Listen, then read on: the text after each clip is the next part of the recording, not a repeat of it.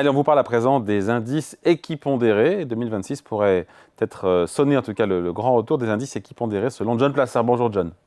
Bonjour David. John Plassard pour Cité Gestion Duplex avec nous depuis Genève. On va déjà rappeler la différence entre un indice qui est équipondéré. Il n'y en a pas 50 dans le monde. Je crois que le Dow Jones est équipondéré. Et les autres indices boursiers qui sont pondérés par la capitalisation des boîtes, ce qui veut dire que si on prend le CAC 40, dans le CAC 40, Publicis, c'est un exemple, ne pèse pas autant qu'LVMH. Mais si le CAC 40 était équipondéré, Publicis pèserait autant que LVMH. C'est ça l'idée? Oui, exactement. Vous avez, en fait, chaque entreprise a le même poids, quelle que soit sa taille en bourse. Contrairement à un indice traditionnel, par exemple, si vous aviez le S&P 500 équipondéré, que vous pouvez acheter d'ailleurs, on va en parler après, mais chaque valeur aurait un poids de 0,2%. Avec 500 actions. Et donc, c'est intéressant de voir que là, pourquoi c'est intéressant aujourd'hui, c'est que, en fait, sur le S&P 500, et puis, par exemple, en Suisse, où là, on a seulement 3 valeurs, je dirais, qui font quasiment 30% du poids de l'indice, s'il était équipondéré, on serait dans une situation où une valeur de la pharma, je pense à Roche en Suisse, serait aussi lourde qu'une plus petite capitalisation boursière.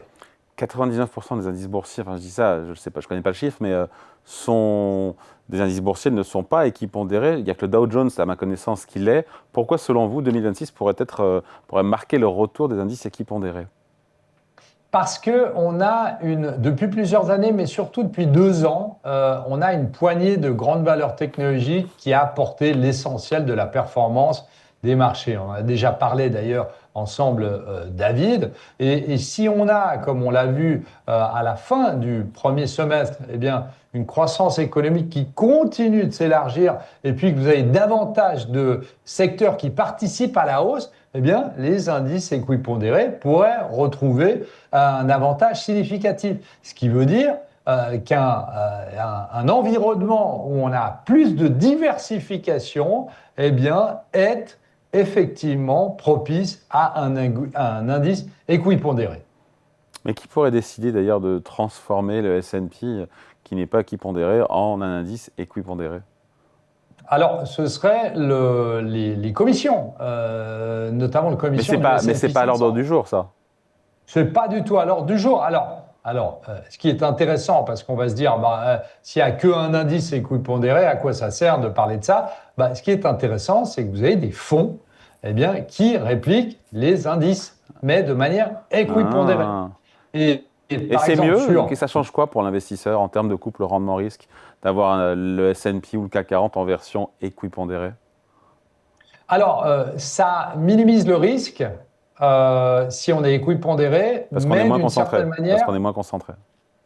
Voilà, exactement, on est moins concentré. C'est-à-dire que si vous avez 3 valeurs qui continuent de monter, c'est comme je disais avant, depuis 2 ans, si vous êtes équipondéré, votre performance sera moins bonne. Maintenant, si vous pensez que vous allez avoir plus de diversification au sein de votre indice, que ce soit les valeurs de l'énergie, que ce soit les valeurs de la santé, que ce soit les valeurs bancaires et aussi, bien évidemment, technologiques, il vaut mieux avoir un indice équipondéré. Et ça, c'est très intéressant de noter parce que c'est une forme de pari sur l'investissement d'avenir. Parce que si on a 3 valeurs, 4 valeurs, voire 5 valeurs, vous savez, on parlait beaucoup des 7 magnifiques toutes ces dernières années, depuis le début de l'année. Qui ont fait l'essentiel de la performance des marchés boursiers américains. Exactement, mais lors du premier semestre, elles n'ont pas fait grand-chose. Il y a eu des relais de croissance sur les indices boursiers. Et ça, c'est intéressant parce que on voit que si cette tendance de début d'année se confirme, il vaut mieux aller sur un indice équipondéré. D'accord, donc le profil d'investisseur qui pourrait être intéressé à renforcer son exposition, à avoir des indices équipondérés, c'est ceux qui imaginent qu'il y a une plus grande rotation et que finalement la croissance boursière à venir soit mieux répartie entre les valeurs. Voilà, c'est ceux qui veulent réduire le risque de la concentration. tout en restant investi, bien évidemment, dans les actions, si on parle du S&P 500, les actions américaines. Donc, en fait, c'est vraiment, et je pense que ça, c'est essentiel, c'est vraiment une manière de profiter d'un éventuel élargissement des marchés sans abandonner totalement les valeurs technologiques. Je ne vous dis pas qu'il faut vendre ou shorter les valeurs technologiques, je dis juste, en fait, qu'il faut être beaucoup plus diversifié.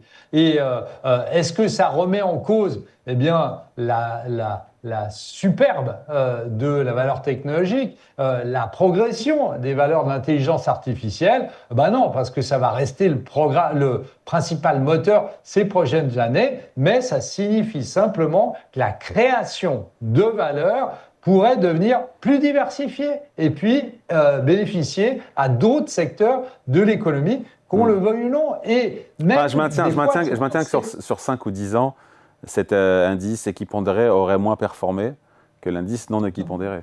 Oui, tout à fait, exactement. Oui, alors évidemment, c'est une manière, hein, mais vous avez eu l'émergence de l'intelligence artificielle qui va continuer. Mais comme on l'a dit, l'intelligence artificielle, eh bien, c'est une révolution industrielle, technologique, oui, mais industrielle. Et qu'est-ce que ça veut dire? Ça veut dire que l'intelligence artificielle est en train de s'immiscer dans le secteur de la pharma, par exemple. Et donc, on voit que certains secteurs qui officiellement ne sont pas des secteurs de la tech bénéficient aussi de l'intelligence artificielle beaucoup plus. On a vu que l'énergie, à un moment, on se disait l'énergie, ça dépendait de l'offre et de la demande. Et là, on voit que l'énergie dépend notamment de tout ce qu'il y a dans les data centers. Et la demande de data centers, les centres de données. Et donc, effectivement, ici, on a, à travers l'effet de second tour, je dirais, de l'intelligence artificielle, d'autres secteurs qui sont aussi liés à l'intelligence artificielle, mais il y en a plus. Allez, merci beaucoup. Donc, indice équipondéré qui mérite effectivement le coup d'œil. On peut en avoir sur tous les indices boursiers. Aujourd'hui, on peut avoir le CAC 40 en équipondéré.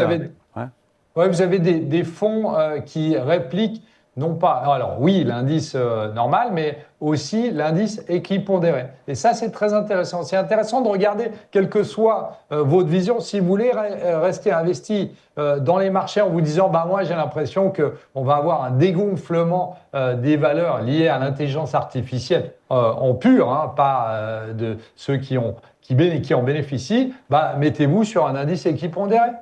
Allez, merci beaucoup. Conseil signé John Plassard pour Cité Gestion Duplex avec nous depuis Genève. Merci John, à bientôt. Merci David.